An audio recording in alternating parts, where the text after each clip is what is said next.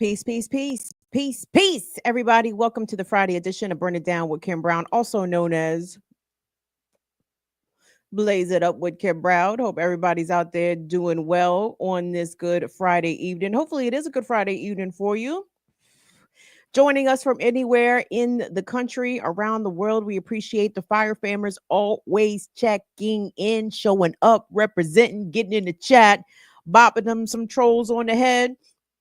I feel like my mods are doing Little Bunny Foo Foo. Y'all remember Little Bunny Foo Foo?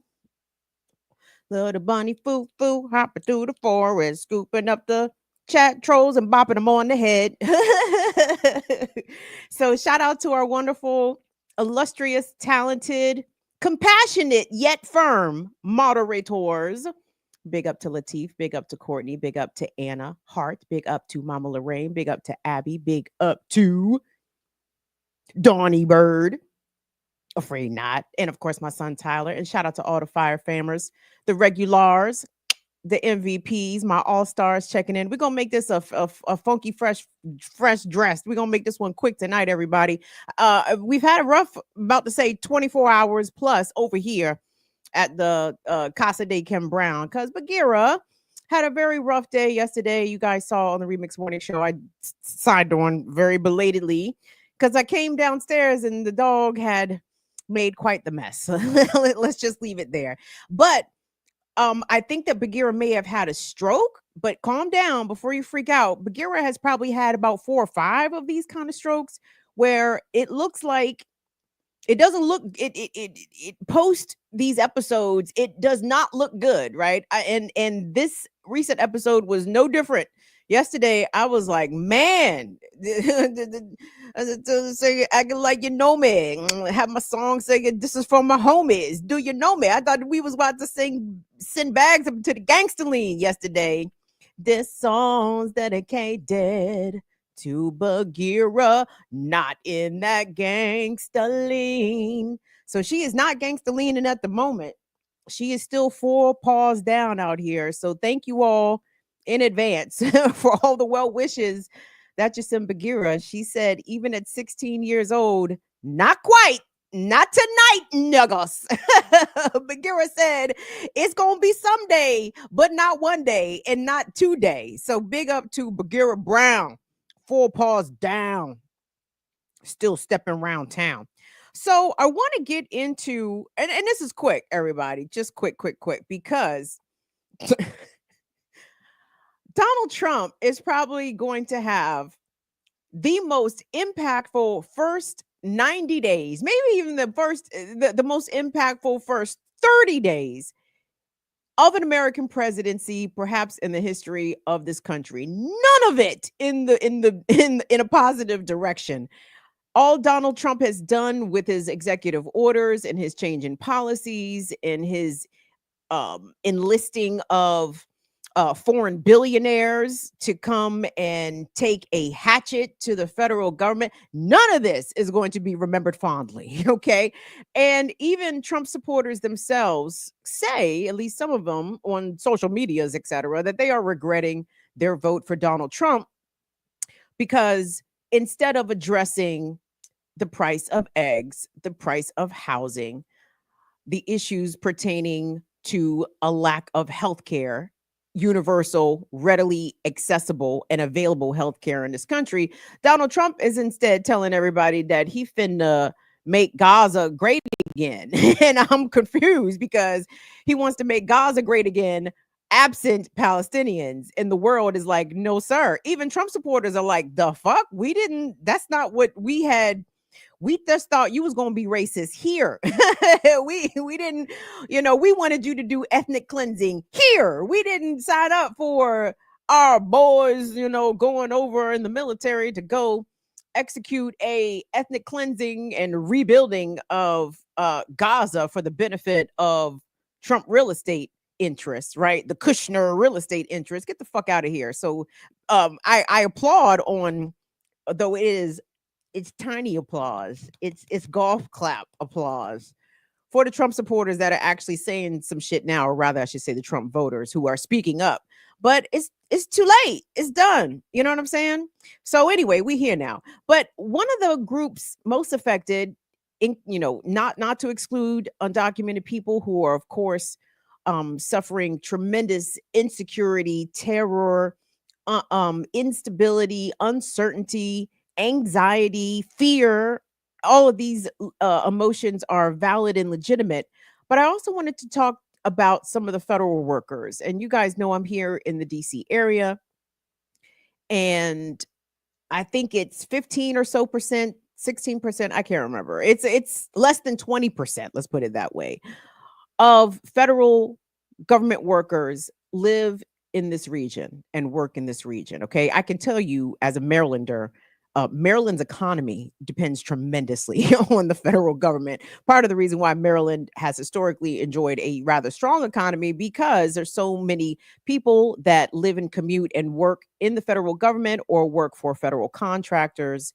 It's a big employment stabilization program. Imagine that government actually working to create jobs that create a tax base, that create opportunities for people to not only be able to live, but to thrive, to become homeowners, et cetera, all the American dream nonsense. But I wanted to hear from a sister, and per her accent, I could tell she's straight up DC Washingtonian, or she from the area, as we say in the DMV. And she is a person who is working for USAID, of course, the government agency that has been dismantled seemingly by Trump and Elon Musk, taken over by the State Department, and now little Marco say he run USAID. But I said, nigga, you fired everybody. So what is it that you running exactly? And I know that there is a lot of different perspectives on USAID, right? The medical services that they provide abroad versus the CIA operative operation that USAID has been used to destabilize other countries' governments that are not doing things in the interest of the United States, and they won't hesitate to coup a motherfucker, will they? But anyway, this particular sister works for USAID, or at least she did, but she could be one of thousands, even millions of federal workers who are expressing this uncertainty, this anxiety that comes along with literally, do I have a job here or not? And if the Trump administration was just going to flat out fire people and make it a an employment bloodbath, the least they could do would be provide people with enough information with their what they call the shit when they lay you off, everybody, the packet that they give you with your Cobra insurance. For those watching outside of the US, if you don't know what Cobra insurance is, oh, it's another fucking US healthcare scam that once you lose your employer provided health insurance via layoff, or they fire you, or whatever the fuck happens, oh, you get the privilege of, no, you can continue your healthcare insurance, except it's probably going to be triple, quadruple, maybe even 10 times the amount that you were paying when you were at your job. I remember Cobra Insurance. I remember I looked into the shit after I got laid off or something, and it was like, yeah, it's going to be $975 a month. I said, y'all done lost your goddamn mind. I said, ain't no way. Ain't no way. And I ain't finna go to the goddamn hospital or about to take a ride in an ambulance. You must be out your rabbit ass mind. But regardless. So anyway, I want us to hear from a TikTok creator living in the DC area, and who from their employment at USAID says that they have no idea what is going on with their employment, with their livelihood, and that affects every aspect of their life. So let's take a look. So I'm a USAID employee, federal civil servant, direct hire. I have never been as fucked with, psychologically played with, as I have been in the past week and a half.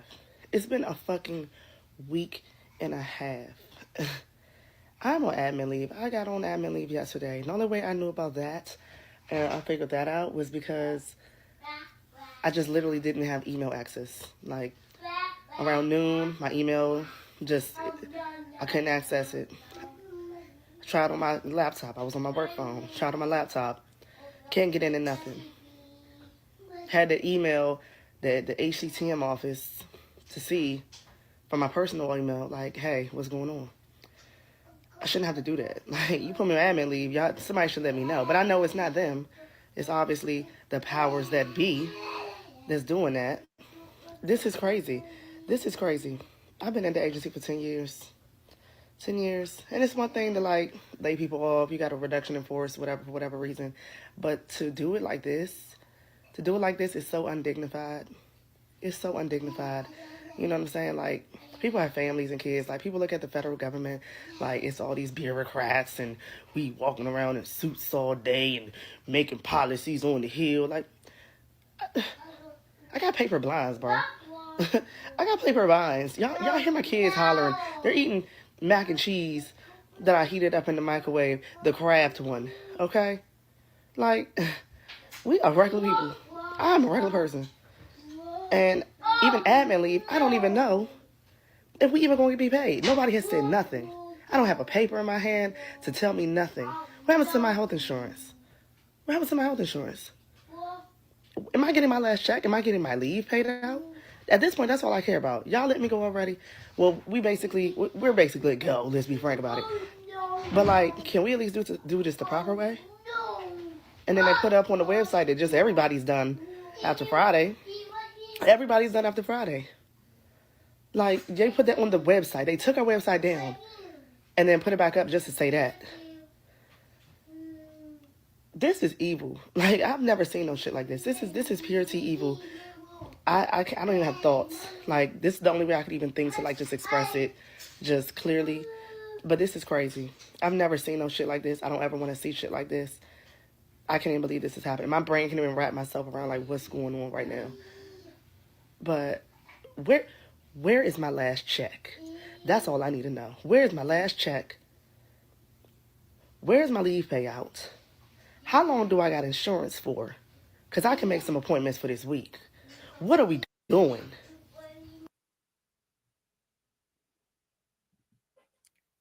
Apparently what we're doing is the corporate business model plan of reduction in force. I was thinking about how conservatives usually, and primarily them, but not just, but usually them, extol the virtues of having business people run government. Oh, he's a businessman. He's a CEO. He's going to cut the fat, trim cost, and maximize. It's a fucking government. And this is what I need dumbass Americans to understand. The government is not a for profit venture, right? I mean, it is, but it ain't, right? Like, the government does not have shareholders. The government does not, well, you understand what I'm saying. Shareholders in the sense that a publicly traded Wall Street company would have, not in the same way. The government is beholden to all citizens and by default all residents, because guess what, even if you are not a citizen of the United States, allegedly you are still afforded some of the protections of the Constitution, though Trump is calling that into question seemingly by the minute, by the hour.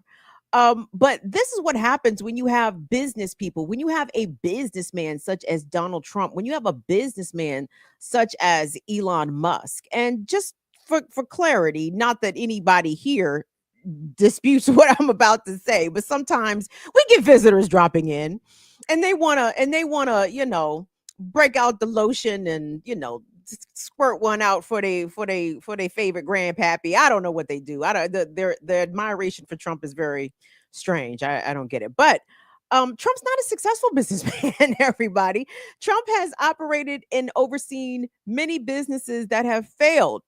Everyone routinely points to the example of Atlantic City and Trump's casinos because it's a disaster. He did not leave Atlantic City better than which he found it. Okay.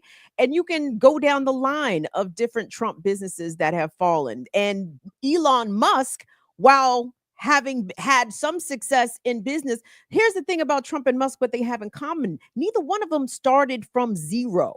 Neither one of them started for the bottom and now they here. Neither one of them ever had to bootstrap. Neither one of them ever had to scrimp and save and budget and not eat breakfast and in order to make sure that the rent was paid, that the bills were paid. We're talking about trust fund babies, silver spoon fucking babies who were born into a system where they were already trained how to game the system. And all of the wealth that they have accumulated, I will never say that they earned, but the wealth that they have accumulated, it was widespread stolen. Trump tells you to his face he doesn't pay fucking taxes, right? Trump has been proven to have stolen and extracted the labor out of contractors in Atlantic City and other places. He has straight up grifted his supporters, people that purchase his products, people that signed up for Trump University. He's a scam artist, okay? That does not denote a quote unquote successful businessman in the ways that most Americans tend to think. Like, oh, they invested well, they made very smart and savvy business decisions, and we were able to grow their business. They attracted investors and all of this. That's how a lot of Americans think that that's how you have to become a successful business person. You not born into wealth, you not born into knowing how the system of finances and in real business actually works. That's how you have to do it, okay? Fuckers like Trump and Musk, again, born into it. The game was taught to them. You don't pay workers. If workers come to you demanding unions and livable wages and better working conditions, you fire them. You saw Trump give Elon the high five. He was like, "Yeah, buddy, I like how you did that. You just fired them all." And y'all dumbasses, Trump supporters, y'all clap for the shit. All y'all working class, blue collar people who are yourselves workers applauded Trump when he congratulated Elon for getting rid of the workers that were trying to advocate for their rights. Wow, we live in the absolute upside down. So Trump and Elon are treating the US government like it's fucking Twitter. Like when Elon took over Twitter and sent the Twitter employees a very similar worded fork in the road email, uh, almost mirroring what federal employees received about several days ago at the end of January. And this is what we get. So, since no one has any control or can't, Trump is like, who gonna stop me? Like, who gonna check me, boo? It's his whole energy. Members of Congress have been staging rallies in DC. There was a big rally outside of the US Treasury. Some people went down there cussing. Who is that congressperson from Jersey? I think she's a first termer, black woman. She went down there cussing. I said, I like her. I said, cuss some more, please and thank you. Because she cussing for the righteous reasons, and that's all well and good. But again, an attempt was made by U.S. Congresspeople. I believe this time it was an attempt to enter the Department of Education, a federal agency that is on the Musk Trump chopping block, because conservatives don't want Americans to know things. They don't want you to know American history accurately. They don't want you to know how class operates in our society. They don't really want you to know that all the 1% continue to get richer while the bottom 99% continue to get poorer. And that's something that you might actually encounter if you were to get a quality education, right? But no, what the Trump people want you to know is the 10 commandments, right? They want to make sure your kids can recite those 10 commandments frontward and backwards. They don't want your kids to know math and science and all that.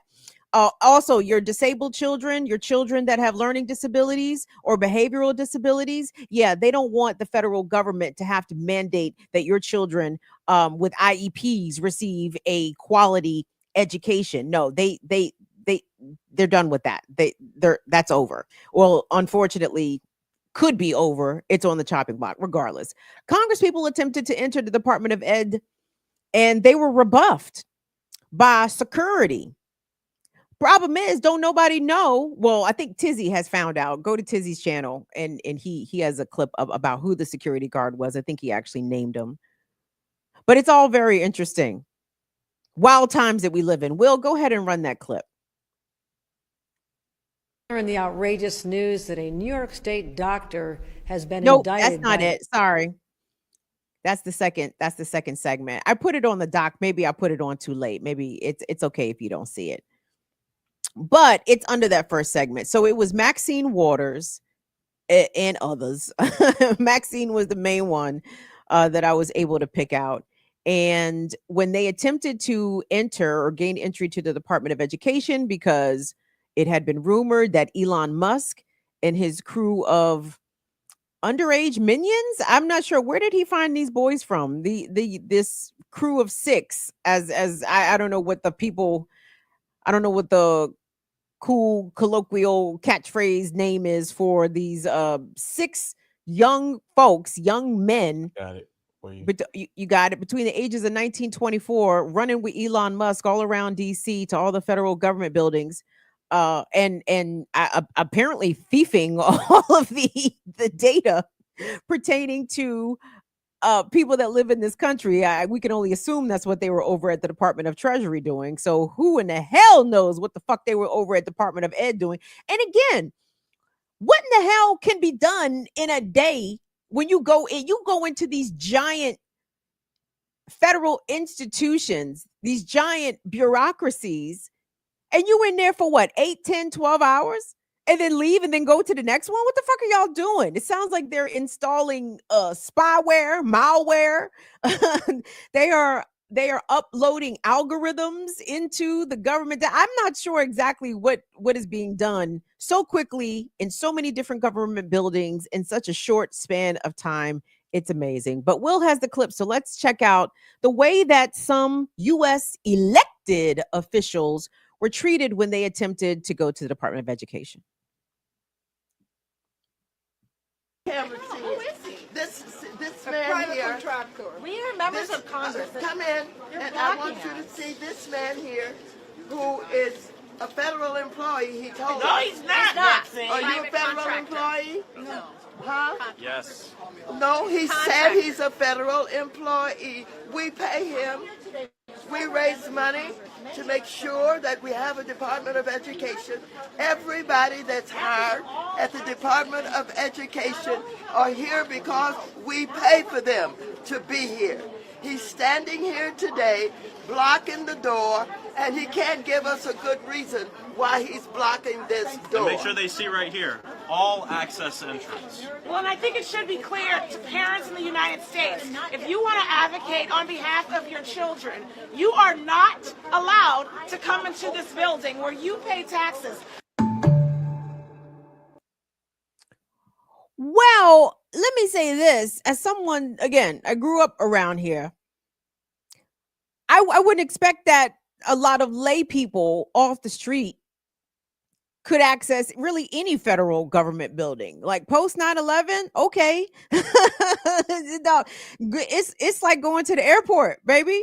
It's IDs, it's metal detectors, it's all kinds of shit. So to the congressperson's point there, I don't know about any parent. They should know that they can't come here. No, they should know that they can't come there. However, y'all are congresspeople. It's a different ball game. It's a whole nother level of access. I thought a whole nother level of status, of courtesy of the office. Maybe you would let congressperson so-and-so, hey, Secretary Linda McMahon, Jesus Christ, help us, Lord.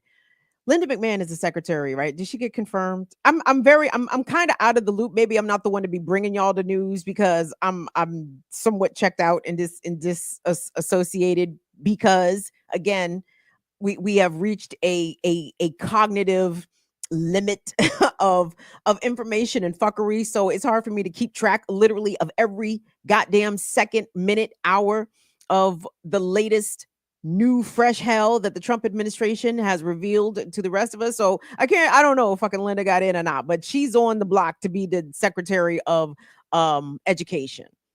And I would think that a sitting congressperson should be able to go and have a conversation, or at least be able to speak with the undersecretaries or some of the other administrators or other high-level folks, mid-level folks.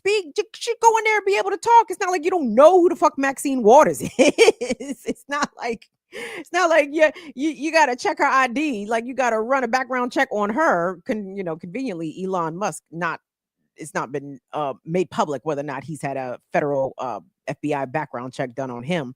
How is he getting all this access? How is he getting all this clearance when he doesn't appear to have gone through the formal process? Regardless, so this is where Washington is right now. My heart, again, I'm thinking of the people that are being directly impacted who don't have the benefit of a job or whatever, a good federal paying job, or who never did. For the undocumented people who are staying at home, staying away from jobs, keeping their kids out of schools, my heart goes out to them first and foremostly. But for the sister who let off the program, single mother, children, a good work history, 10 years with a government agency looks excellent on your resume. The fact that working professionals are not being afforded basic courtesies of being made aware whether or not they have a job, whether or not they can expect paychecks, whether or not they can cash out their leave, whether or not they have health insurance. This is the corporate takeover of the United States government. This is the full-on corporatization of federal institutions. And for those that thought that if you run the government like a business, then that will somehow make government run better. My question to you is, what business, what entity, what corporation? I need the stock ticker symbols in the chat. You got to tell me which one does a good job of running efficiently, quote unquote, efficiently, when it's not fully, when their efficiency or their profitability is not being borne wholesale on the backs of their employees, right? Most of these companies, quote, run a profit because they don't pay their people stuff, right? They don't pay sustainable wages, or if they have a lot of hourly wages, or maybe they have third-party contractors, independent contractors, people that they don't have to pay benefits to, right? Or even some of their direct employees, if they're part-time hourly, they intentionally schedule them below that 32, 34 hour, 35 hour a week threshold to make sure that they don't qualify for higher benefits, for higher entitlements. Like, that doesn't sound like you're running your business good if you're not treating your employees well, or if your employees have to assume multiple jobs in order to make ends meet because the one job that they work at that one company isn't enough to keep the lights on and to keep people housed and fed. This is the acceleration of the dystopia that the right called for. And it's wild to me. And again, because I'm a kind of empathetic person, I feel bad for some of the whites and the Latinos that got, I guess, scammed by Trump, that they thought Trump was going to come in and immediately address grocery prices, right? Or they were under the misunderstanding that when Trump said that he's here to deport the criminals, the rapists, that they took him at his word and didn't understand that he intended to deport all undocumented people. Yes, the lady that comes over to your mama's house, your elderly, infirmed mother's house, and cleans her up and gets her lunch. Yes, that lady too. Yes, the people out there picking your produce. Oh yes, them too. The people working at the meat processing and chicken processing plant. Oh yes, them too. The people that were working for contractors. And now there's a viral video of a white woman who's a Florida small business owner. She and her husband run a construction company, and she's regretting her Trump vote, not because the policies that Trump and along with the deportations, not because those are inhumane and cruel to her employees. No, she's upset that Trump is basically cutting into her bottom line. She can't afford to operate her business because all of her workers are too afraid to come to work because of the ICE raids. The kids are calling it, well, not just the kids, I say kids, but the people on social media calling it the FAFO, the fuck around, find out time period. An interesting hashtag to search, by the way, especially if you're on TikTok. Lots of different instances of either white tears or a lot of "I told you so's," right? And trust me, guys, I'm not in the "I told you so" camp because I wasn't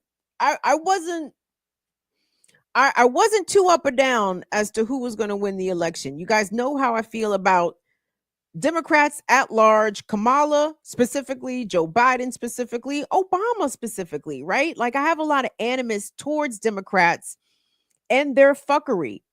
And to be clear, I understand that what we're seeing here, what we're seeing in this present moment under the Trump Elon administration is likely not what we were going to see under Kamala. But the thing is, Kamala would have still been greenlighting a genocide. She still also would have been greenlighting cop cities and the further militarization of U.S. domestic police forces. She still would have been. I mean, I don't know if she would have unleashed ICE in the same way on undocumented people, but make no mistake, when you look at presidential administrations and the number of persons that they have deported, Obama Biden is way up there, okay? Under Obama and under Biden, the number of undocumented migrants forcibly removed from the United States, their numbers rival Trump, right? So Democrats don't have clean hands here. They are just better at maintaining the status quo, which, make no mistake, was still killing us all. Okay. They still were not advocating for healthcare. They still were not really advocating for better conditions for working folks, et cetera, et cetera. The thing is, what they weren't doing was going full on corporate oligarch at warp speed, is what we're seeing now. So continue to resist. By the way, it's been rumored that next on Elon's Doge reconciliation list is the Department of Labor. Now, we know that Elon has systematically been able to, so far, within a short amount of time, go after federal agencies that have had some sort of direct impact on his bottom line, starting first with the Federal Aviation Administration, the FAA. I think the day after the inauguration, Trump under Elon's urging and behest, I believe, was able to secure the resignation of the FAA administrator, in part because the FAA had filed a lawsuit. I think the number was $600,000 lawsuit against SpaceX because they're messy, and SpaceX is not adhering to the federal standards and guidelines. Nigga, you can't just be shooting this shit off any fucking place you feel like it. Shit falling to the earth. Don't nobody know what's going on. But so Elon had his influence and his say over the removal of the FAA administrator. And now the word is that he's headed to the Department of Labor. We know that Tesla has been sued a number of times. I believe they likely have some OSHA or some National Labor Relations Board grievances against them. So, but here's the thing, y'all. What's going to be the response if Elon goes to the Department of Labor? This is where the opportunity, I think, for everybody to kind of get involved in the resistance, even if you're not a union member. Every union leader of every union, teachers, railroad workers, the UAW, CWA, of course, the state and federal employees unions, SEIU, AFSCME, AFL-CIO, all of the unions should strike and tell their members to strike if Trump and Elon go after the Department of Labor. And if that happens, gang, I think that is the opening for the general strike. If undocumented workers don't feel safe to report to work in what I would absolutely deem as essential industries, right? Like food, agriculture, these are essential jobs, right?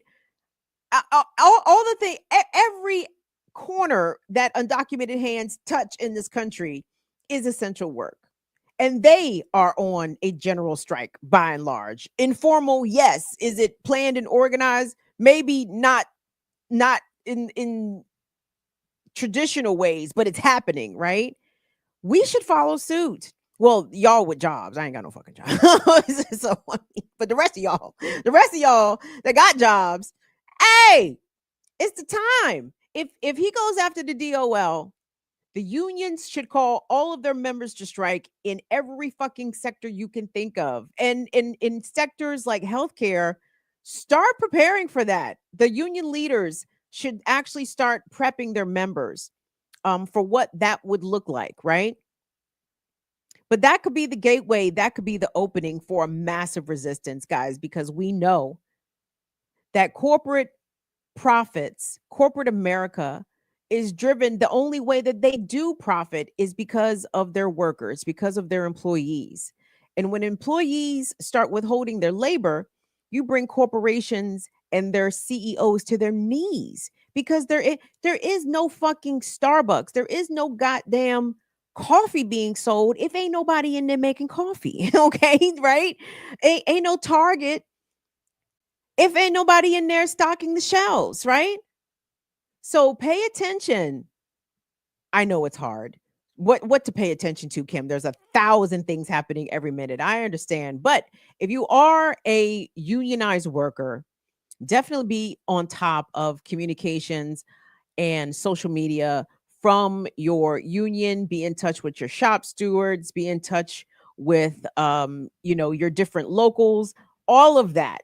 Because as life is coming at us very fast within the first 30 days of the Donald Trump 2.0, MAGA 2.0, as life comes at all of us, regardless of your political stripes or your ideologies, and life is coming at all of us super fast, we may have to reciprocate that speed of action. And Americans are not used to that, right? We're like, what? When is it? Wait, I got to set a reminder. Siri, can you? Right. I get that. But we got to be a little bit more. And I'll throw myself in. Let me hold myself to some more accountability and responsibility here. I can't check out. Now is not the time, unfortunately, to be checking out, though it is very tempting to do so. It is more important to be engaged and ready to take action, whether or not it's petitions, phone calls, emails, things that maybe persons of varying ability levels can do, or if it's ready to get out there in the streets, get out there on the picket lines, or simply withholding your labor. The time for us to be prepared to take immediate action is right now, everybody.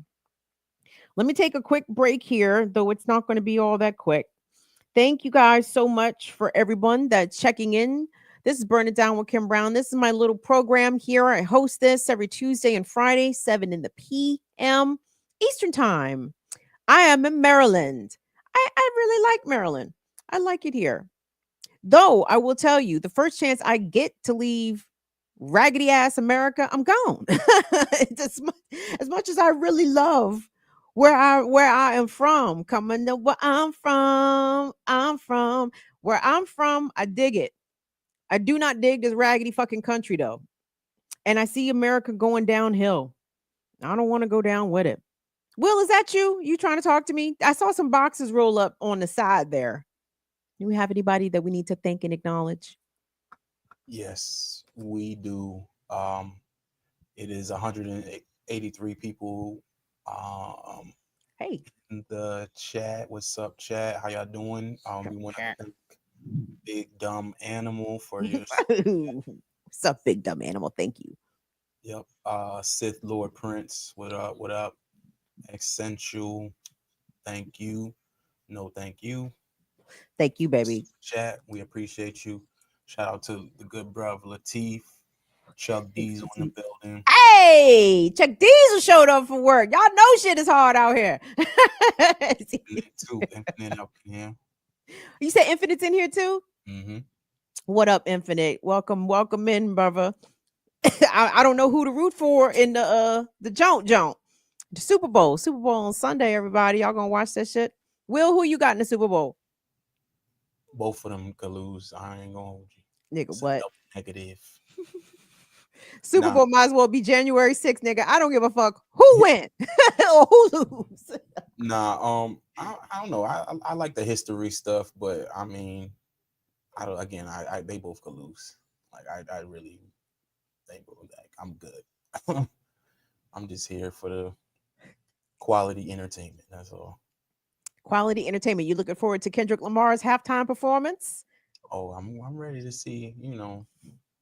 The A minor What for. if he bring Drake out and play in all y'all's face? Oh, that would be nuts. There you go. Send that kite up. Let them know. Yo, fuck the game up. Everybody face about to get played in. They on the same goddamn label. Why not Drake show up? Why not? It'll be a moment, right? And it's in there with the youth them all about. Well, the moment, it was a moment. Swap jerseys. Nah, that's nasty. Right. That crazy, Work. crazy shit. That would be nasty if they say like, here's a jersey. No. Yo, that'd be wild. Yeah. But yeah. Like and subscribe, y'all. Thank you so much, Will. Shout out to what's up, Sith Lord Prince. Thank you so much. Extensions. Thank you so much.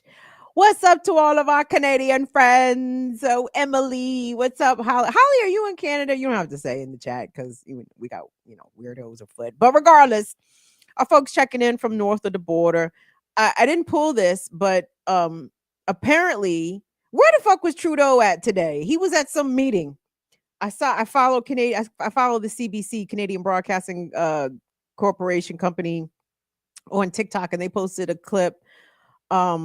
Trudeau was somewhere, the prime minister, and got caught in an off-camera but hot mic moment where I guess Trudeau, after dismissing members of the press from this meeting that he was, overseeing, apparently to those present, though not recorded on audio or video, he did express like serious trepidation that the US could be on its imperialist game for real and actually try to commandeer Canada by force.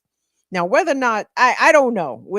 Go investigate those alleged comments from Prime Minister Trudeau on your own. But that's kind of interesting to me. If he really thinks there's a chance that the US could invade Canada. What the fuck? What the fuck? Now, white people who speak the language, who are the neighbors to this fucking rotten colony, y'all, nigga, if Canada ain't safe, nobody is safe. Nobody is safe. Nobody is safe. Panama better be trying to re-up right now. Re-up on the blam blams. You got to re-up on all the big blam blams. I don't even know what Panama's fucking military capable. I don't know if they got an air force. I don't know nothing about Panama's military, but whatever they got, they better put something in and get some of that Chinese shit. I don't know. It's not cute because if Trump is, if let me put it this way, if the Canadians think that it's a possibility and are actually saying it out loud, nigga, ain't nobody safe if Canada's not safe. Canada should be the fucking safest, but no, Trump, oh Lord. Everybody can get it, even fans in the stands. Wow. So thank you guys so much. Anyway, I want to move along here because while we're still in the ever unfolding circles of hell, that is America in 2025, the United States in 2025, lest we not forget that women are what? Second-class citizens in the United States post the overturning of Roe v. Wade. And we know that Roe v. Wade's overturning by the Supreme Court triggered a lot of things, including immediate like personhood bills in different states where fetuses have the same legal rights as people, right? Which is bonkers when you think about it. And many states enacted extremely strict abortion measures, many of them outlawing abortion outright or at this first sign of a fetal heartbeat. Absolutely ridiculous things. And then states went even further, there are places where abortion was restricted, to add criminal penalties to healthcare providers, doctors, if they were to provide any sort of abortion. And that could even come in the form of a woman experiencing a miscarriage who needs an abortion in order to survive. Because I don't know if people who don't have uteruses know this, but like pregnancy is a leading cause of death for women. Okay, like every pregnancy doesn't result in a shiny, healthy 8-pound, 6-ounce baby. You know what I'm saying? Some of these kids, fetuses, let me get my terminology correct. Some of the fetuses, again, when we talk about some of these, when the Republicans and the conservatives especially talk about, oh, they do abortions in the 3rd trimester, they're doing abortion up until the 9th month. Do you know the kind of abortions that are being done in the 9th month and in the 3rd trimester? It is when children have terminal birth defects, that the baby is not going to live. Do you understand this? When the child is not going to survive outside of the womb, yes, you would have an abortion in the 3rd trimester, in the 9th month, instead of putting a woman through the trauma, health complications, potential death of having to deliver a fetus that is not going to live, that is not going to have any sort of viable life. And again, I see why Trump wants to get rid of the fucking Department of Education, because motherfuckers in this country just really have a hard time with logic and asking questions and just accept the drivel that whatever the fuck Fox News and OANN got to say. That should be making me mad. So anyway, there are healthcare providers in this country that, in spite of these laws on the books denying girls and women reproductive justice and access, there are some out here willing to risk potentially their freedom. Okay. In Louisiana, a grand jury handed down an indictment for a New York doctor who, via her telehealth practice, prescribed, I think it was Mr. Prestone, but let me verify, who prescribed abortion medication, right? For a teenager in Louisiana at the request of the teen's mother. The teen was given the medication and had to go to the hospital, where the teen apparently disclosed that she had taken this medication and had been given this medication. And an investigation led back to a New York State doctor who has now been indicted in the state of Louisiana. This poses a lot of big questions and complications. But when you take into consideration the House resolutions that have been submitted, I think in the past several days, I think they're HR 7 and HR 69. 2 bills submitted in the House of Representatives, the U.S. House of Representatives. I think HR 7 is the one where women may have to seek the permission of a man in order to get abortion care access. Creepy shit. Either her partner or her father, or I don't know, I guess any man. Ask the doorman, ask the man at the security. I guess any man will fucking do. In some in the eyes of these conservative legislators who want to basically make abortion illegal at the federal level, is the intention of these bills at the heart of it. And I think HR 69 is the one that would criminally ban misoprostol and the related abortion medications at the federal level, right? So, you bitches better have these fucking babies. You see, they're deporting all the undocumented workers. I mean, we got 18 we got 18 years, but no, I'm sorry, not even 18 years before you can legally replenish the depleted workforce. No, because didn't they haven't a lot of these conservative states, in fact, lowered the working age for kids? So 14 years. So come on, we need y'all. We're gonna take away the abortion access, take away the abortion medication. You bitches better have these babies, because we're 14 years behind. Because as soon as your kid gets to be of age to go to high school, what's the point? All they're gonna learn is the 10 Commandments. Go put them in the field. And white kids and white people, that they talk about your kids too, by the way. Because Elon and Vivek Ramaswamy have already informed you that you dumb American asses is too goddamn stupid to do these data engineering and programming and coding and all that. You know what I'm saying? That's why they have to import the Southeast Asian brothers and sisters, because Americans are too goddamn stupid. Look at what they teach y'all in schools, the 10 Commandments. Y'all don't know shit. So, as we are seeing some Democratic lawmakers in Congress at least make some demonstrations of protest, which, you know, cool. I will give a little bit of credit to New York State Governor Kathy Hochul. Kathy Hochul came out and proverbially, Kathy came out and was holding her nuts. Okay. She said she don't give a goddamn what Louisiana think that they're doing, indicting a New York doctor who is just here to uphold and protect the basic human right of access to health care, and abortion is health care. Kathy Hochul said, y'all come try this shit if you want to. We'll go ahead and run that clip for me, please. Thank you. In the outrageous news that a New York State doctor has been indicted by the state of Louisiana for simply providing a life-saving medication to induce an abortion, mifepristone, to a patient via telehealth in the state of Louisiana. This is exactly the scenario we envisioned could happen, and why I signed into law very tough shield laws, where I am proud to say I will never, under any circumstances, turn this doctor over to the state of Louisiana under any extradition request. And I want to also say this. This is exactly what we feared. Republicans are fighting to have a national abortion ban that'll deny reproductive freedom to women, not just in our state, but all across America.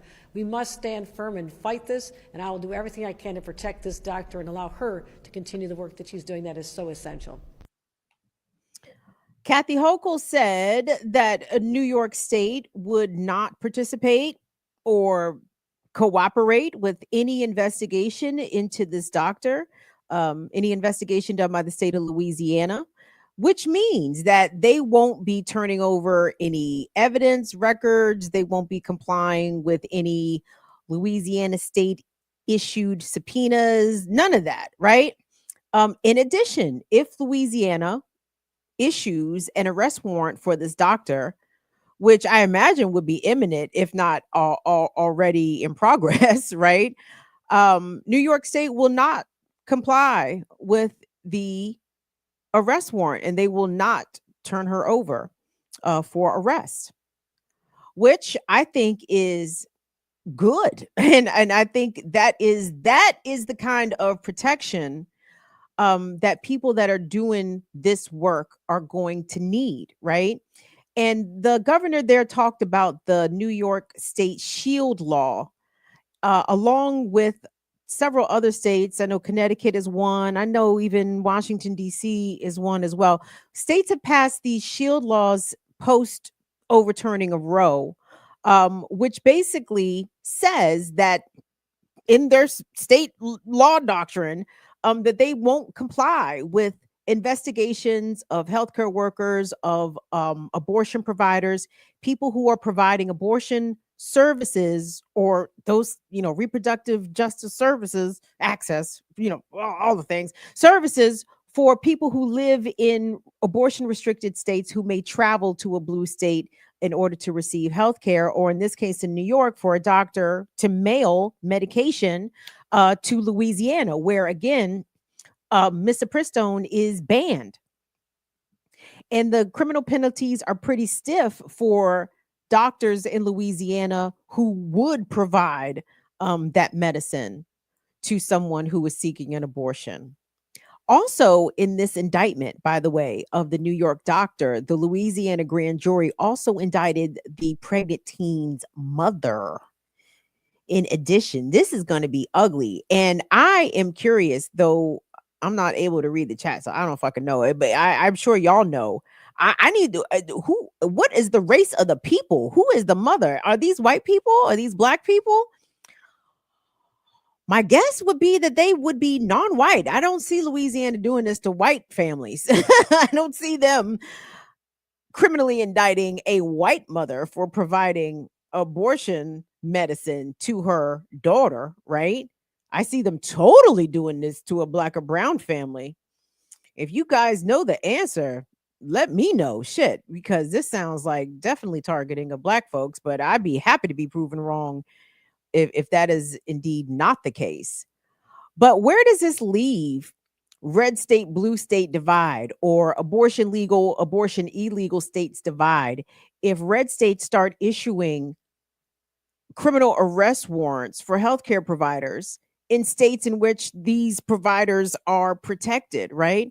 So for this New York doctor, can she leave New York? Right? Like, cool. I'm glad Kathy Hochul is going to protect her and not let Louisiana stormtroopers come to New York and drag her out her house. Excellent. But what happens if she travels to Florida, to Georgia, to Texas? Is TSA going to flag her? Is her name in the system? Hey, Dr. Lady, we see there's a criminal arrest warrant out for you in the state of Louisiana. Can you step over here, please? And by the way, this woman, this doctor has already been sued in the state of Texas, though under a civil statute, not under criminal. They cannot call for your extradition for something civil, but in the criminal shit, absolutely.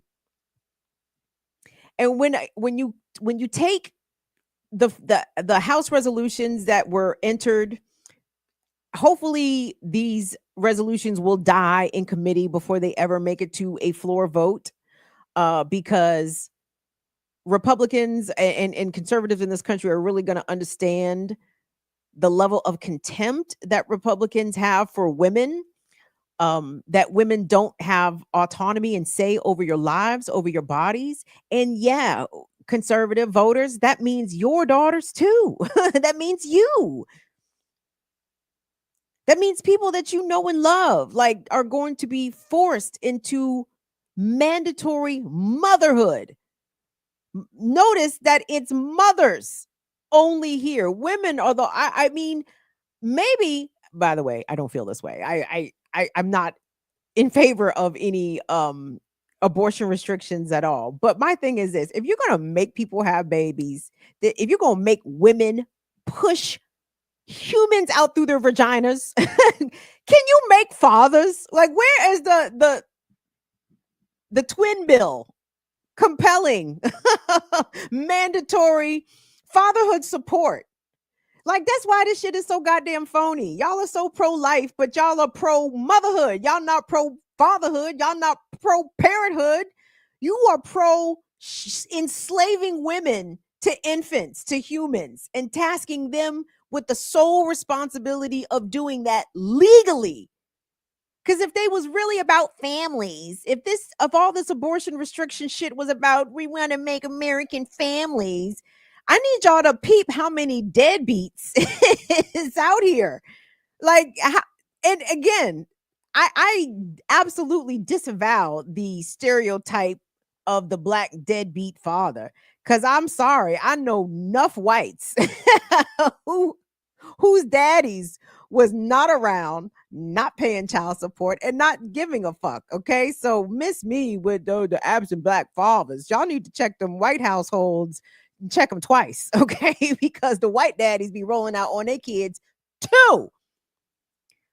So if all this shit was about families, which we know it's not, it's about disenfranchising and enslaving women, right? If it's about families, where's the bills to mandate child support, to mandate visitation, to mandate fatherhood involvement? Where that's at? No fucking where. I knew it. The fight on the reproductive justice aspect does not quit. It does not end. Not this month, maybe next month, but I do want us to get re-engaged with supporting the abortion funds, because they need them, y'all.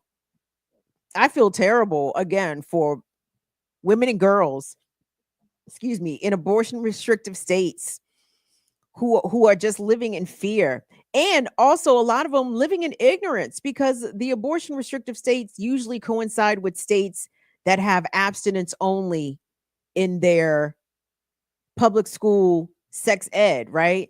So a lot of these young women in particular don't know about birth control, don't know about even condom use and things like that. So it's inevitable that unexpected pregnancy could happen. And now they have no abortion clinics to go to. Anyway, I don't mean to equate motherhood as slavery. I'm sorry. I'm sorry. You guys know I'm child free out here, and yeah, it, it I know y'all love y'all kids. I'm sure your kids are wonderful, but you can't tell them to go home because they are home. you, you can't tell no one to come pick up these kids and take them home. Why? Because they are home. You were home. Sheesh. And that's a little bit like slavery, right? Because slavery, what was slavery? You can't just leave when you want to, right? I rest my case, Your Honor. Anyway, thank you all so much for being here. Thank you, thank you, thank you. And for my final story of the night, this is going to serve as tonight's palate cleanser because I heard that they touched on it a little bit on the Remix Morning Show this morning. I hope to give you a more fuller story of the legend that is Onijah.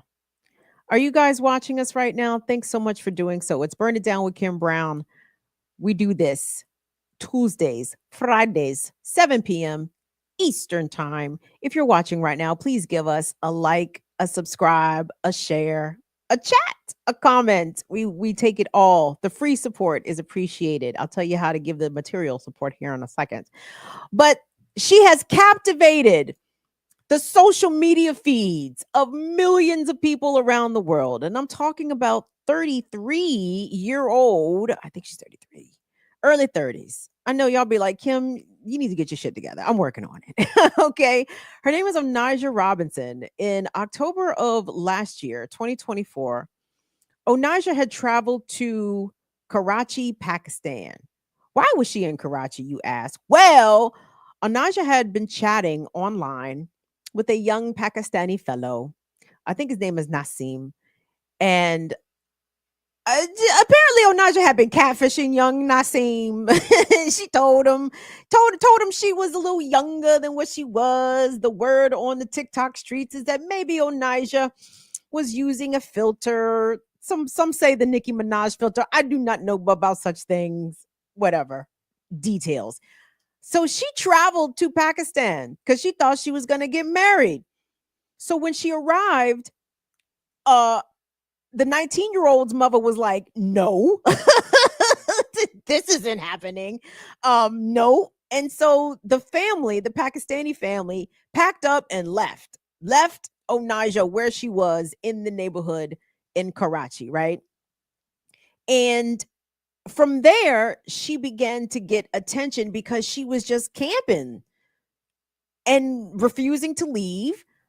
Her tourist visa was set to expire, and she was like, I'm not leaving Pakistan, not without my husband. And the story picks up from there. So I have tried to assemble a chronology, a timeline, if you will, of some clips of Onijah because she is turning Pakistan upside down, at least certainly on the social media front. The Pakistanis, first of all, what has been amazing about this is that Onijah has revealed the kindness of the Pakistani people. And some of the folks on social media are thrilled that their country is, and the people of their country are having the opportunity to be shown for who they are. Okay. We know that Trump's characterization of Muslim countries, of Black and brown countries as shithole countries is a fairly broadly held sentiment amongst Americans, many of whom do not have passports, many of whom have never traveled either outside of the country and definitely not out of the hemisphere, right? So many Americans have no goddamn idea. And as a person born here, let me apologize to the rest of the world, but you have to be gentle a little bit with us because we are indoctrinated in American exceptionalism since we were small kids. Okay. And American exceptionalism means that America is the best and everywhere else sucks, right? Especially if it's, I mean, Europe might suck, not Europe definitely sucks in the eyes of Americans, right? But at least it's Europe. Africa and South America must really suck. And oh God, don't even get over into the Asians, right? Per American thinking, American racist thinking that all Americans are brought up inherently to subscribe to, right? But what the Pakistanis are so elated about is that Onaja, even though she's coming over there with some American energy, by the way, it's New York and it's American, right?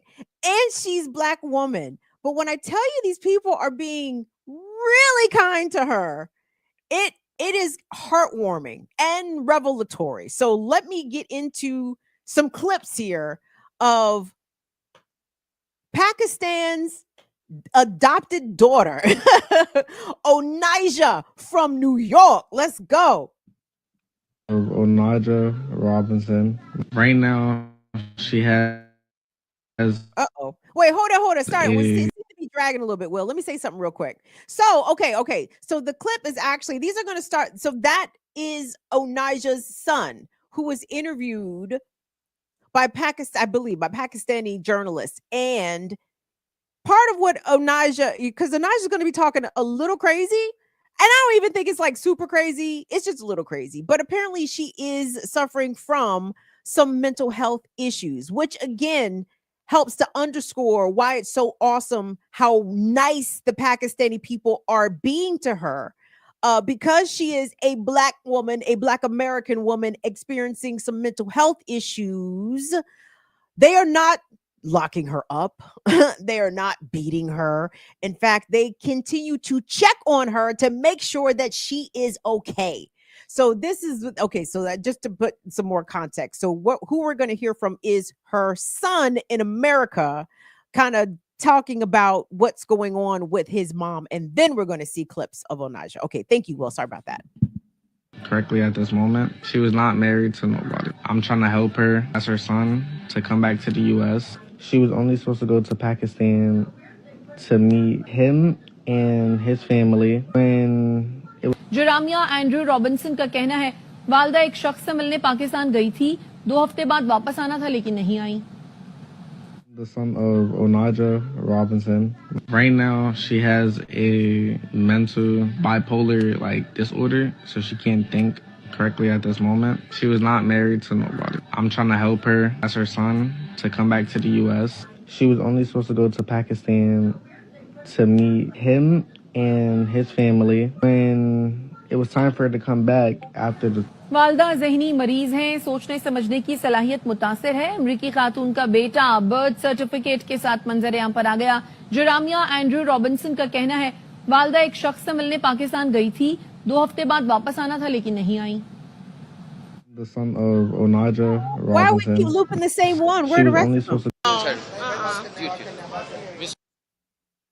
Sister please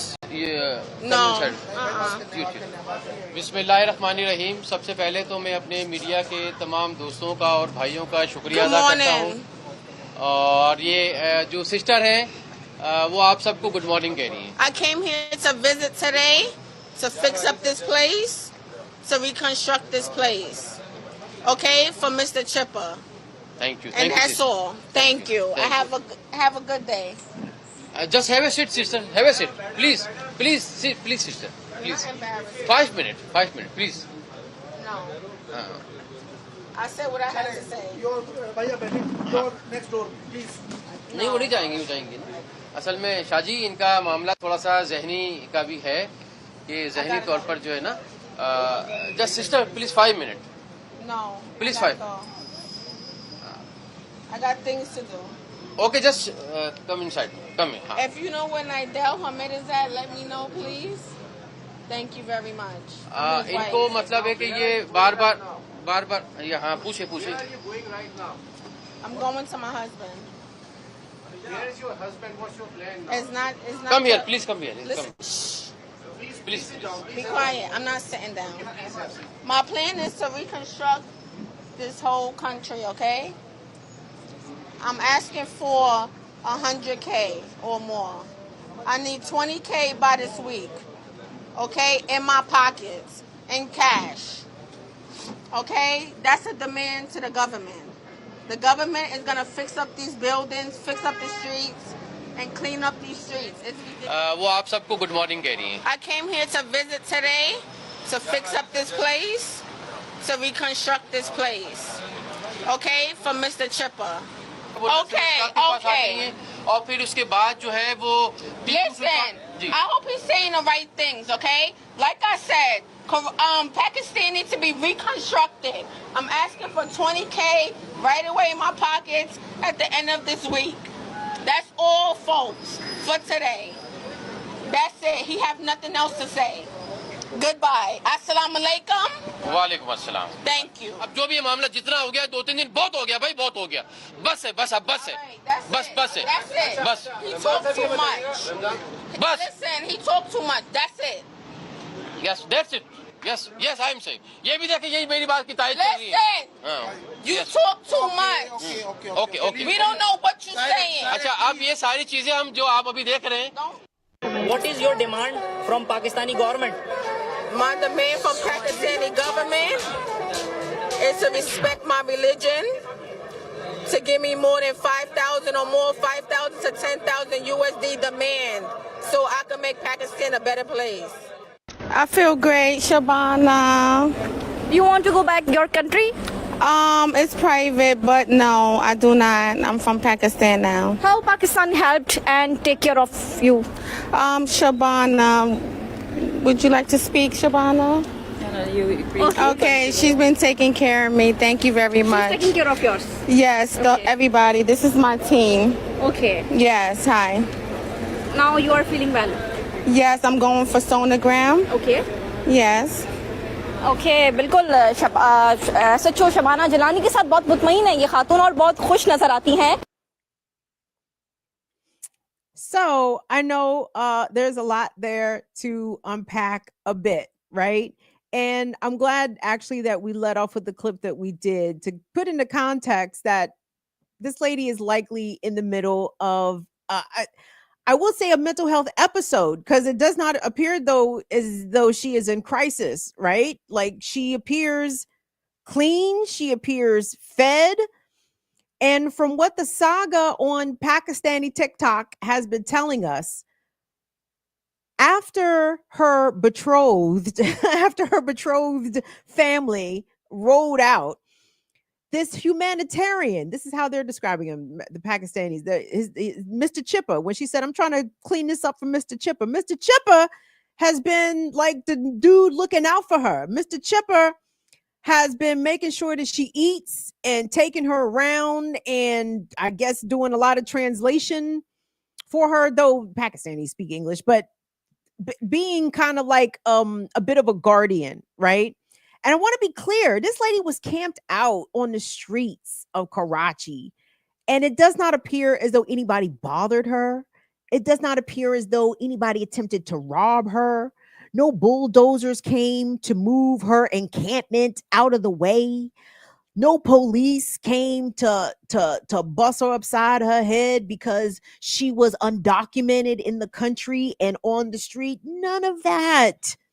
None of that. In fact, the TikTok streets say when she was camping out in the neighborhood, people were bringing her food. People were bringing her biryani.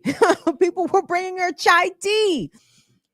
And in that final clip, when she said she was talking about Shavana, and I think the woman was in uniform.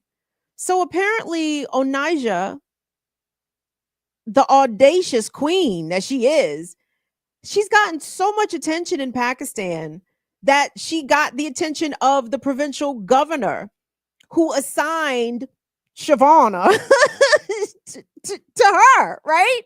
And Shavana has been like her road dog. They said Shavana was threading her eyebrows. Like they was enjoying. You see it, my girl said she got a team. She had no team in New York. She had to go all the way to Karachi to get her team, right? Also, again, per the Pakistani TikTok tweets, the reason I believe that she seemed a bit more settled and calm in the last clip that we saw is because she was taken for psychiatric evaluation. Now, to what extent or to what treatment she received, I don't know. But here's what I'm pretty confident of. I'm certain she didn't receive a bill. And they're not in a hurry to kick her out of the country. Her tourist visa has expired. Whether or not there have been considerations given for her tourist status given her level of attention now, I can't say, but her visa had expired and they were trying to encourage her to go home. But she said she didn't want to go home. And guess what? Nobody made her go home. Isn't that amazing? But I just want to thank the Pakistani people for being people and for recognizing Onaja as a person, as a human, not as a burden, instead seeing her for the full, complete person that she was. They understand that she, rightly or wrongly, traveled a very long way for love, and they are not trying to discard her simply because her status isn't 100% legal. Borders are illegal. People should be able to come and go across this globe. We are all the same species.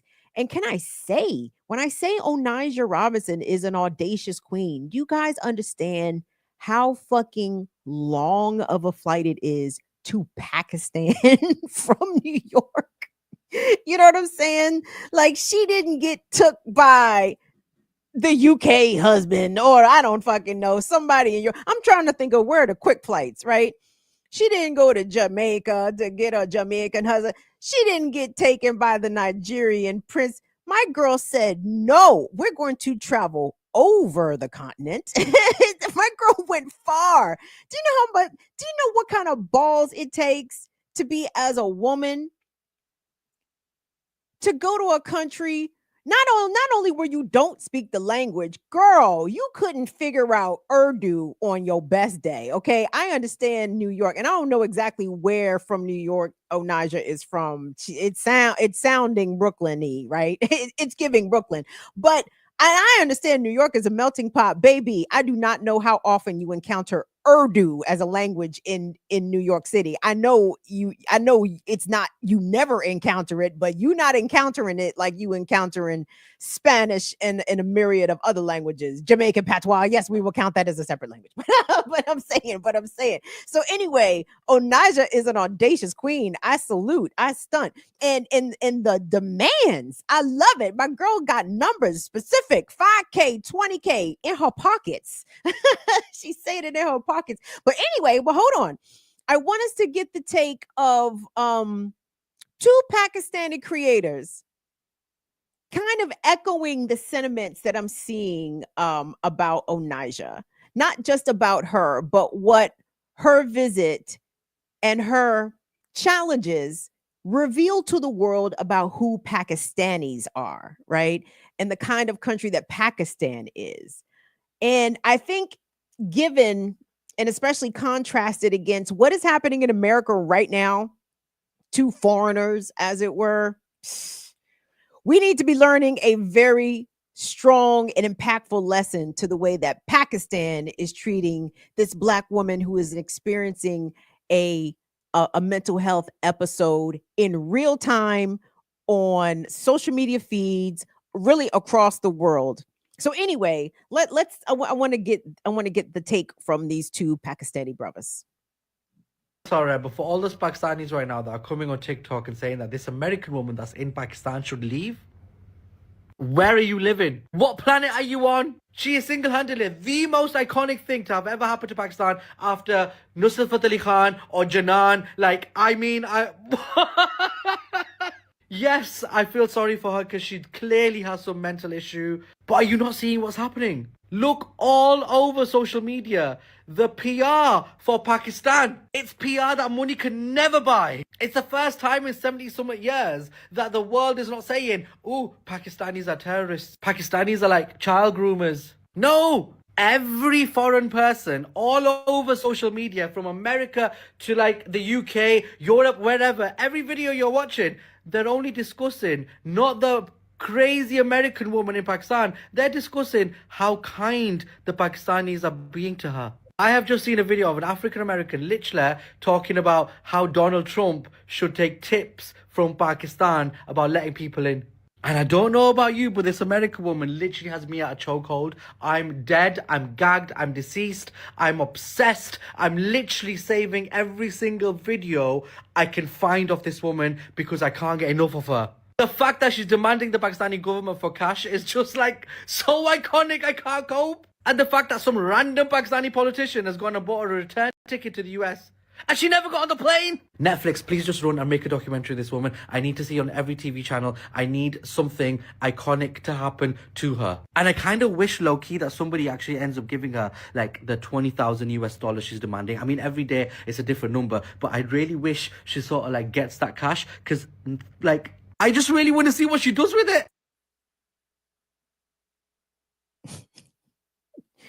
All right, and run the other one, because the next guy is kind of coming at it appreciative, but looking at it from a different perspective. Go ahead, Will. Niger coming to Pakistan was the best thing for Pakistan's PR. Had this been a Pakistani woman who probably wore a scarf and fell in love with a guy in America and gone to America, had a mental breakdown, that would have been the worst, the absolute worst thing for Pakistan's PR. And I need to talk about this, and let me explain.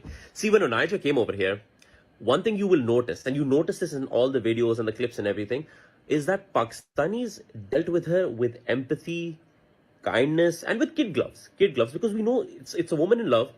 She's the one who catfished, but still she's a woman in love. We need to respect that. And at the same time, she's also not well. So we dealt with her with empathy and kindness. You see, there was this really sweet video, which I think I reposted it yesterday. She was in the hospital, and I think she was having a lucid phase, because I think she was medicated, and she was crying, because I think she was kind of realizing what was happening. And there were people all around her telling her, it's okay, we're here, you don't need to feel alone. And you know, that was really sweet. And that video was quite widely shared on social media over here. And the caption that the person had written over here was that, like, seeing her cry is just making me cry also, because she feels so alone. Now, the one thing which I want to add over here is that people over here, we have this sense of humanity, this sense.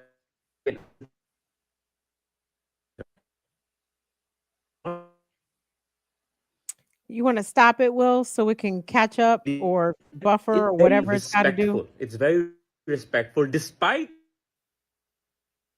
Does it need time? Does it need time to get it to collect itself and get itself together? What's going on with the clip? That's dragging. That's like drag on. Okie dokie. What's going on? Are we gonna run it? Because it was dragging. Does it need to? What's going on, bro? It's just lagging crazy. I don't know what's going on with this. I can pull it back up if you want. Yeah, because he's actually making some great points. So yeah, I want to make sure that we get it. Thank you guys for dealing with slight technical difficulties. Guys, can I tell y'all something real quick? So, well, long story short, well, fuck it, I'll just say how it happened.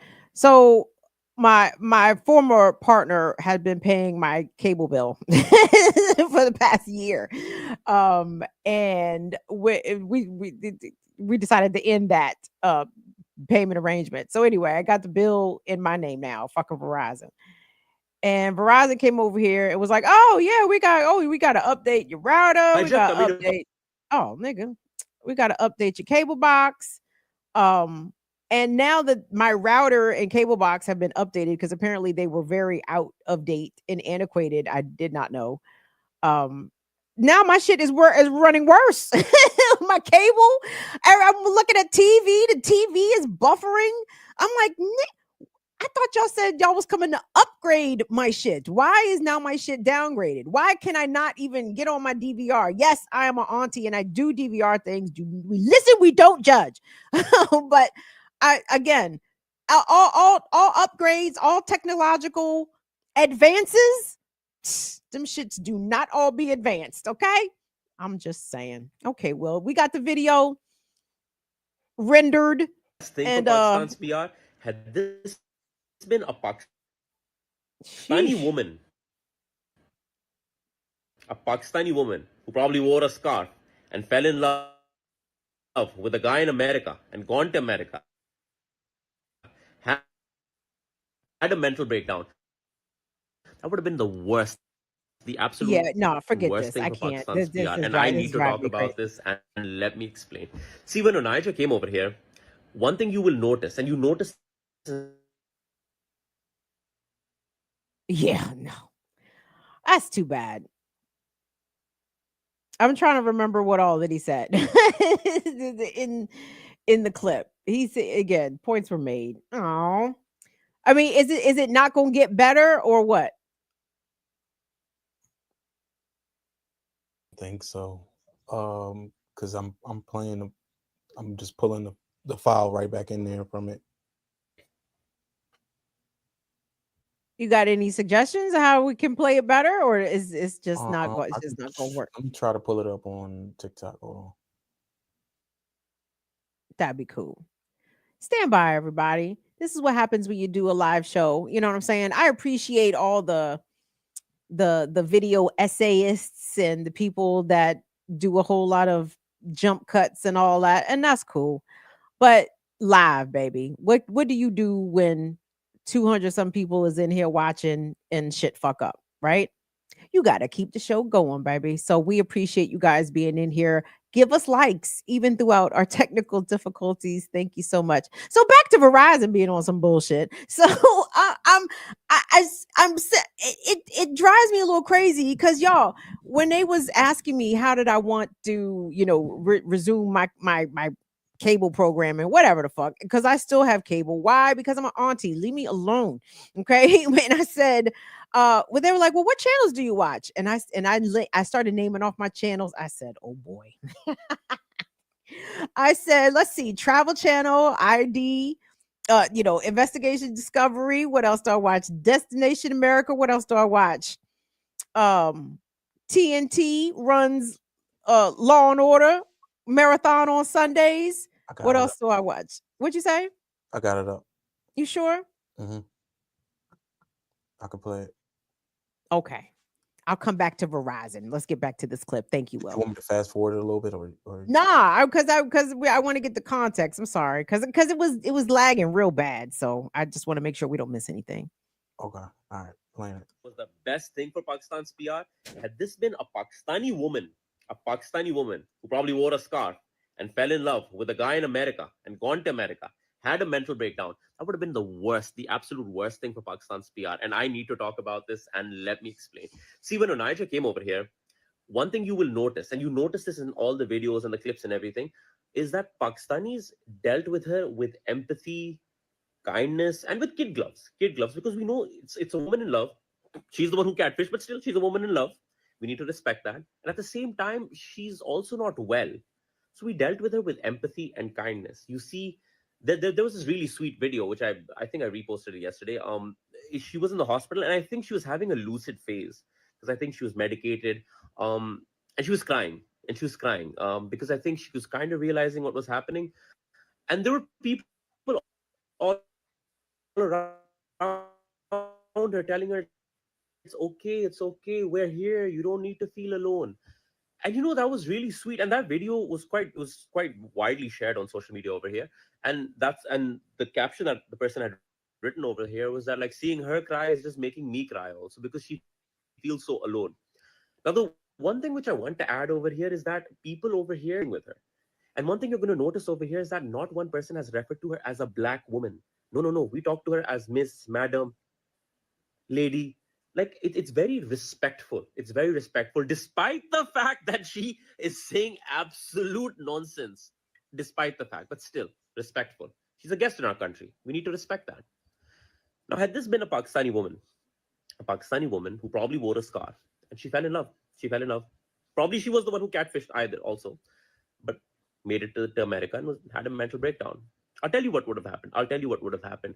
The minute the media would have had the story, the minute, they would not talk to her as Miss Madam Lady. No, she would have been a Muslim woman.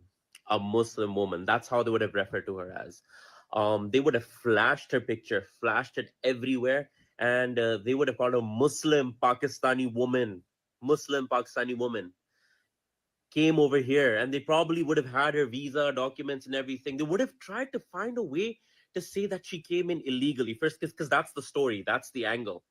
She could have come in legally on a visa, but no, the media would have tried to first play around with that. Then, like, if that would have kind of not worked with, next thing they would have tried is to come for her identity. The Muslim woman, her headscarf, they would have picked on the headscarf. And God forbid the French would have gotten this story, then the headscarf would have been the only issue. But the reality is just a woman in love. She's just in love, and she's a bit crazy. And they would have forgotten that. They would have completely forgotten that. That would not have been the story. And even if she was having a manic episode, somehow they would have tried to say, she said Allahu Akbar. She said Allahu Akbar. And they would have tried to bring a terrorist angle. She did not say any of that. She probably never said any of that. But they would have tried to bring that in, because that's what sells. That's what will sell the story. Pakistani woman, Muslim woman in New York. She came for love, but she said Allahu Akbar. My God, the headlines. Clarissa Ward would have had that story. Christian Amanpour would have wanted to do that story. The top journalist, the top white female journalist would have been fighting to get that story. But at the same time, they would have forgotten. They would have forgotten what it's all about. They would have forgotten that this is just a story about a woman who fell in love with someone online. She was catfishing him, but it's just love. It's just love, and it's just crazy love. A bit crazy love. They would have forgotten that. And the public opinion would have wanted blood. They would have loved this. They're like, yeah, that Muslim woman. Oh my God, she's a threat to national security. All of this stuff would have happened. They would have had mics in people's faces. What do you think about this woman? What do you think about her? And they'd be like, yeah, send her back home. Oh no, send her to jail. And what are people saying over here? Like the public, they're like, no, man, like I hope we take care of her safely. I hope we get her back home safely. If she doesn't want to go, we can't force her. She's a guest at the end of the day. If she wants to stay, she'll stay. We'll braid her hair. We'll make her eyebrows. We'll get her food. If she wants 1 kilo of fish, we'll get her 1 kilo of fish. Over there, would that have happened? We all know that would not have happened. And that is the conversation that I want to have over here. I've been to America many times, numerous times. I've been to America numerous times. Both my siblings live there. And I love going there. But the feeling that you have as being an other, especially with the security apparatus, where I know they're looking at me differently. I'm an educated person. I'm a doctor. I'm a doctor by profession and education. I have 2 masters. I run a very successful page. I'm a very respected member of society over here. But how the security apparatus will talk to me, how they will look at me. The first time I went to America, the first time I went, it was, I think, under the Obama years. And this was my first impression of the country. I was sent for secondary security screening. And I sat in there for 8 hours, because somehow they needed some security clearance. Without that, I could not go outside. And I just sat there, and nobody would tell me anything about like what is happening with me, what is not happening. Why am I here? My sister was outside. She'd gone through immigration. They would not even let me tell her that at least, okay, I'm okay. I'll come out in a bit, Marine, but I'm okay. I think they just need to verify some stuff. And in that room, they have people who are just convicts coming in. And it was the early Obama years. So everyone over there was just Muslim or kind of just looked like me. And it was quite traumatic, to be honest. So yeah, like I really wonder what would have happened, like if this was a Pakistani woman who probably wore a hijab, who probably wore a scarf, is having a manic episode, and she just landed in America just for love, despite being the catfishy, but she's landed there. Would people have treated her the same? Like over here, we're trying our best to send her back in one piece, to send her back happy, to send her back healthy. In America, would she have been given medical care? Would there be anyone who would have worried that, this person is maybe having A manic episode. Maybe she needs medications. No, man, they probably would have been, oh, is she on Medicare? Is she on Medicaid? What insurance plan does she have? Oh my God, if I call an ambulance, it's going to cost that much dollar or that much. We're not even worrying about that over here. We'll pay. We'll pay. She just needs to be okay because human life is precious. Human life is special and we value it. But over there, it's just a commodity and you feel like a burden and like everyone has a price over there. And that's what I wonder. And I wonder how would it have ended?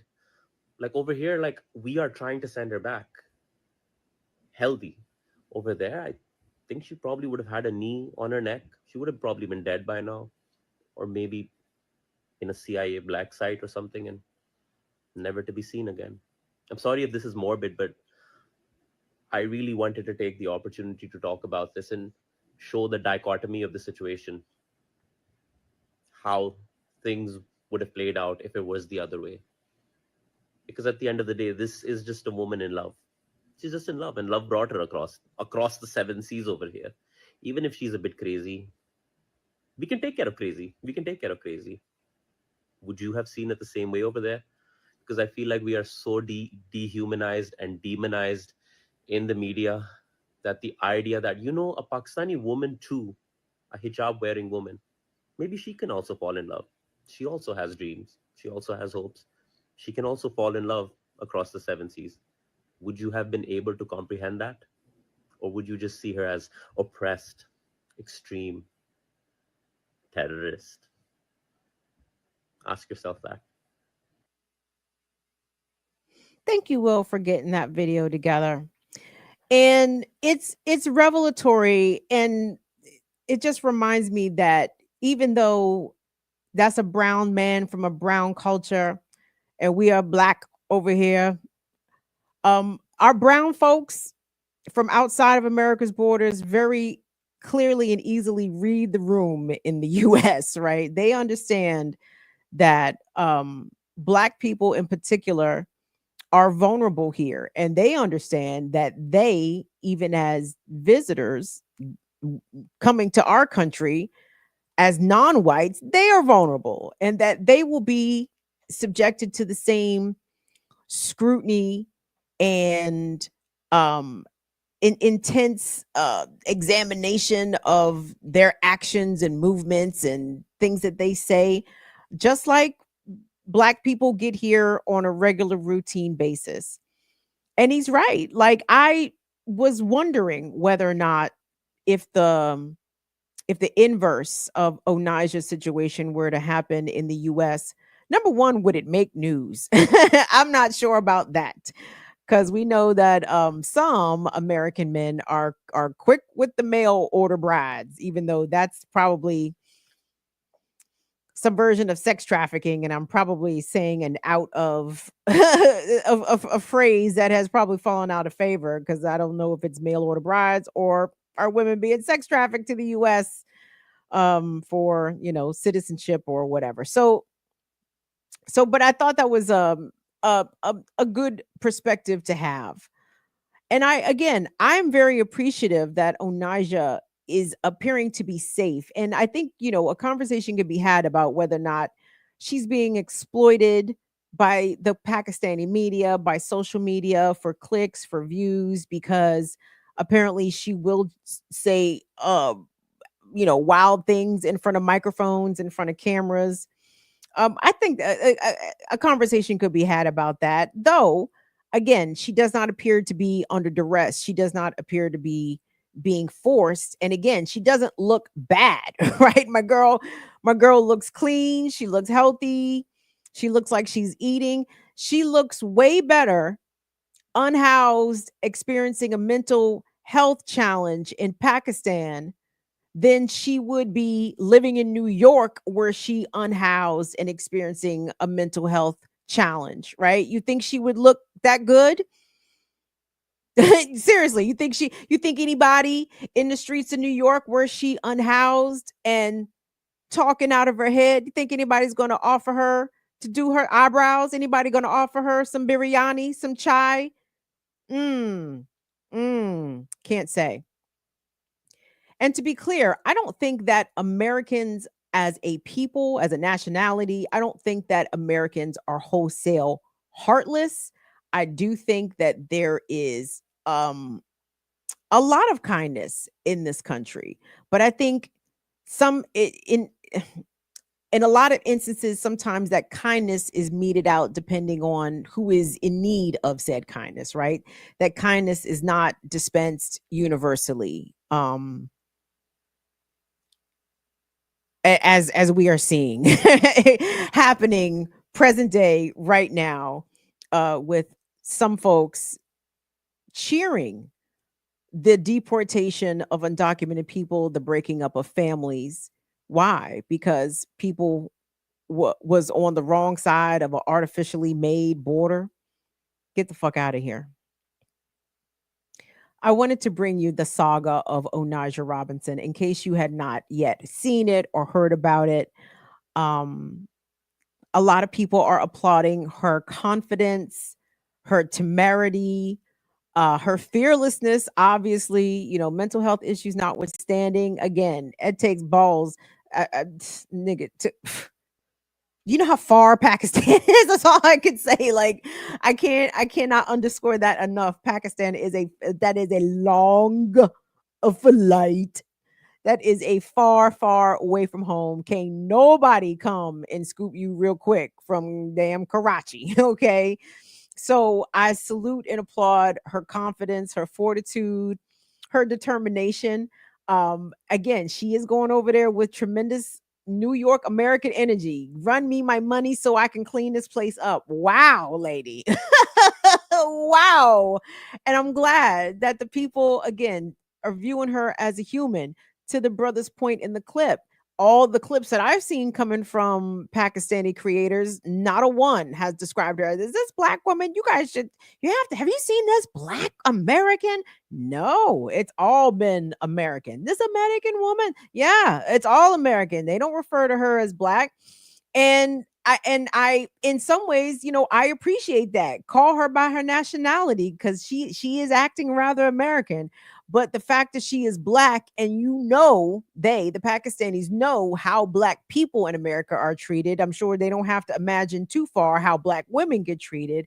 The fact that they have made intentional efforts and displays to treat her in 100% the opposite in which she would have been treated in her home country, to me speaks volumes. So continue to follow the plight, the saga of Onaja as she continues to capture the hearts of Pakistan.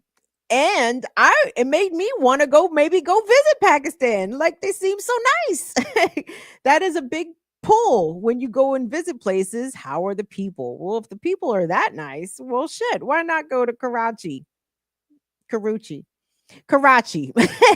kidding. We go to Karachi and have a good time. So anyway, all right, gang, that's the show. I love you guys. I hope y'all be good. I'm gonna tell Bagheera y'all say what's up. Oh, don't forget, tomorrow is our February Around the Fire Disability Support Sesh. Every second Saturday, 5 p.m. Eastern, we have an open session for disabled folks, our disabled community. I am a disabled creator. You should come hang out with us.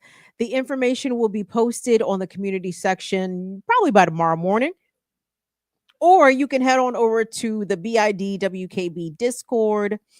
Our good sister Anna Hart will furnish you and provide you with the information if you want to come hang out.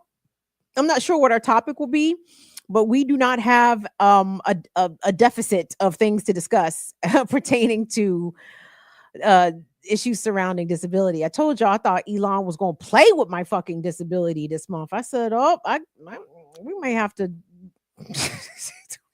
we may have to make some other plans. Please don't make me go get a job. I don't want to work. I mean, don't get me wrong. I don't work because, not to say that I can't work. Motherfuckers have to make the shit accessible to me. That's it. And we know that employers are not in the business of making shit accessible to disabled folks. So, that may be an unrealistic expectation on my part. So that's why I'm not looking for no fucking job, because I can't make nobody make the shit accessible for me. but they probably wouldn't give me a job anyway because I'm disabled and they have to make accommodations for me and they don't want to do that. So anyway, so fuck all that shit. So anyway, if Elon start playing with people with disability, it's time to activate Delta Plan Action Alpha Foxtrot Zebra Zero. Those that know, if you know, you know. So anyway, I'm out. Y'all have a good rest of your weekend. Also, don't forget tomorrow, tune in to Saturdays with Renee on Black Liberation Media. Subscribe to the channel. Tune in to Renee doing her thing. And we will see y'all back here on Tuesday, kids. Thank you so much to Will and Molly. Thank you so much to our mods. Appreciate your fire famers. Like the video on your way out the door. See y'all later. Bye-bye. Deuces, deuces, deuces. Deuces.